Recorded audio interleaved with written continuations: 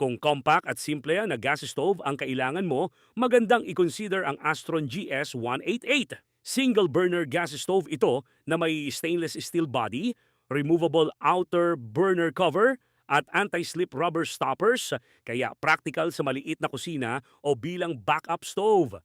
PS certified din ito at may manufacturer-backed warranty. Next, para sa naghahanap ng budget-friendly na single burner, ito namang compact tabletop gas stove ang pwedeng tingnan. May thickened panel, non-slip pot support, at compact body na roughly 27 by 35.5 centimeters. Kaya hindi gaanong malakas kumain ng counter space. Marami rin itong available variants. Overall, practical itong option kung priority mo ay compact size at low upfront cost. Kung mas gusto mo naman ng branded at straightforward na single burner setup, check ang La Germania G150X.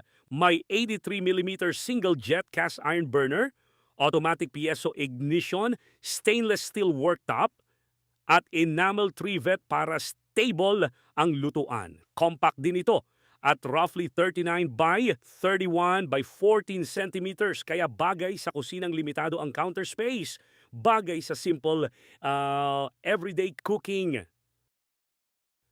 Para naman sa simple at trusted brand na pang-araw-araw na lutuan, nanto ang Hanabishi GS600. Single burner stove ito na gumagamit ng single jet system, may stainless top at automatic ignition switch para mas convenient ang pagsindi. May safety interlocks din ito, plus separate trivet at drip pan na nakakatulong para mas manageable ang paglilinis pagkatapos magluto.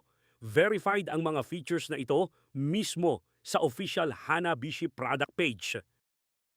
Bagay ito sa small households, dorm-style setups, o backup cooking station. Kung gusto mo naman ng simple pero solid na single-burner LPG stove, pwedeng i-consider ang Asahi GS446. May 100mm burner, stainless steel top plate, cast iron burner at enamel-coated trivet para sa straightforward na everyday cooking. May automatic piezo, ignition din, kaya knob lang ang kailangan para sindihan. Rated ang LPG consumption nito sa around 220 grams per hour, kaya practical para sa regular na lutuan.